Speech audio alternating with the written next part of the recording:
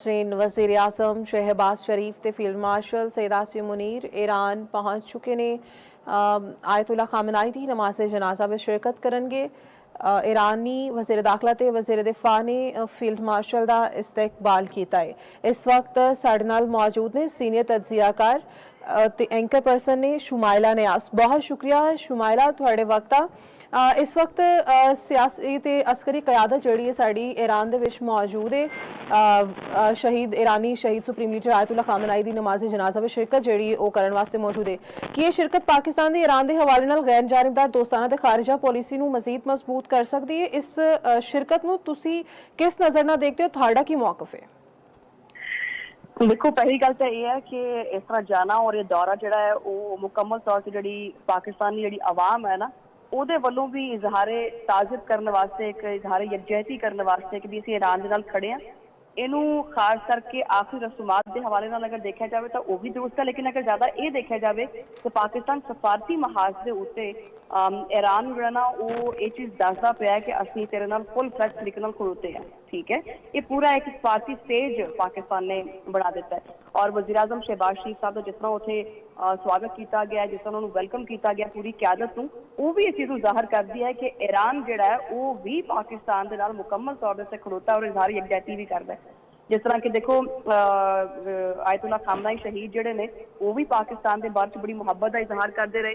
फिर उन्होंने बेटे ने आने तो बाद भी पाकिस्तान के नाल एक बड़ा इजहार मुहब्बत भी किया। तो बड़ा खुशाइन ये दौरा है और उत्थे जाना है पाकिस्तान और पाकिस्तान की जी सियासी क्यादत और पाकिस्तान के आला वक्त उत्थे जाना ये पूरे कौम वालों एक इजहार यकजहती भी और इजहार ताज़ियत भी।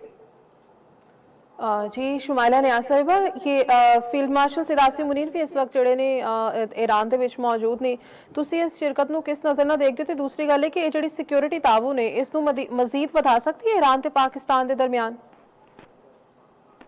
बिल्कुल डेफिनेटली बता सकते और फील्ड मार्शल आसिम मुनीर तुहानूं पता है कि भी ये अप्रैल के भी कम से कम 4 दफ़ा जो ना वो ईरान जा चुके हैं। ठीक है, और पाकिस्तान ने वैसे भी अपने मोढियां के उत्ते बड़ा सख्त किस्म का जोड़ा ना ये हमूदा चुकया हुआ है सफारत और खबरदारी का। और डेफिनेटली ये बहुत सारी चीज़ा खुल के सामने आएंगियां और ये दौरा जो है बहुत सारे ममालिक नूं पाकिस्तान का उत्थे जाना वो खटकता भी पिया है। और एक चीज़ को समझना बड़ा जरूरी है कि पाकिस्तान जिस तरह ऐसा अपने आप में सफारती लिहाज से चलता पे, एक पासे अमरीका के नाल भी गलबात जारी है, दूसरा ईरान के यानी तेहरान के वफद पहुंच गया है जनाजे में शिरकत वास्ते। तो ये भी इस चीज़ को इंडीकेट करता है कि पाकिस्तान दनाई नाल हिकमत अमली को अपनाते हुए अगे अपने आप को लैके चलता पे। और इस तरह जंग के टाइम के इस तरह की कारकर्दगी दिखाना डेफिनेटली एक पुल है और ये पुल का किरदार अदा किया है वज़ीर आज़म शहबाज शरीफ साहब ने और फील्ड मार्शल आसिम मुनीर। और इवन के ये बाकायदा खुद ऐसे ही नहीं चलेंगे बल्कि सदर जो पज़ेशकियान ने उन्होंने फोन करके खसूसी तौर पर वज़ीर आज़म शहबाज शरीफ को बुलाया।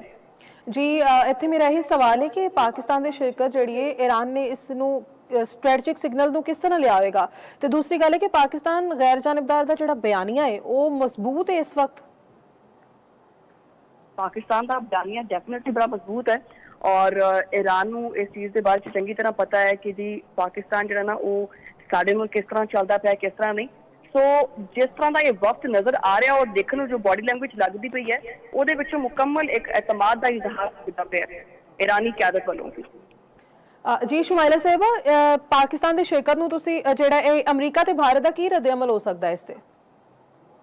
देखो, अमरीका और भारत का रद्द-ए-अमल तुहाडे सामने है कि अमरीका को समझ आ गई है कि इस जंग के विच कुदना नहीं चाहिए और इनू मसा कढ़िया पाकिस्तान ने इस जंग के विचों। ठीक है, दूसरी गल है कि भारत तो वैसे ही क्योंकि इजराइल के करके आना नहीं चाहता, लेकिन खबर आई कि उन्होंने भी दावत दी गई थी कि तुसी भी आओ और जनाजे में शिरकत करो, लेकिन राइट नाउ कोई भी ऐसी खबर सामने नहीं आ रही कि उन्होंने वालों भी कोई आ रहा या नहीं आ रहा, क्योंकि वो इस वास्ते नहीं आ सकता इजराइल के नाल ऑलरेडी वो दफाई मुआहदे चलते पे ने और इजराइल तुहानूं पता है कि वैसे ही खार खांदा है ईरान कोलों, तो वो डर तो आ नहीं सकता।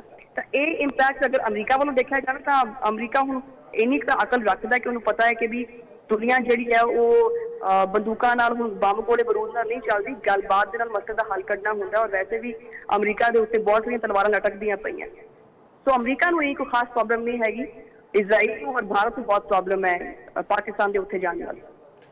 जी बहुत शुक्रिया शुमाइला नियाज सीनियर तजियाकार थैंक यू पर्सन साढ़े नाल मौजूद सन नाज़रीन वज़ीर आज़म शहबाज शरीफ ते फील्ड मार्शल सिदासी मुनीर इस वक्त ईरान पहुंच चुके ने ईरान के शहीद सुप्रीम लीडर आयतुल्ला खामनाई दी नमाज़े जनाजा विच शिरकत करनगे ईरानी वज़ीर दाखिला ते वज़ीर दिफा ने फील्ड मार्शल का इस्तकबाल किया है वज़ीर आज़म दे नाल आला सतह दा वफ्द भी मौजूद है।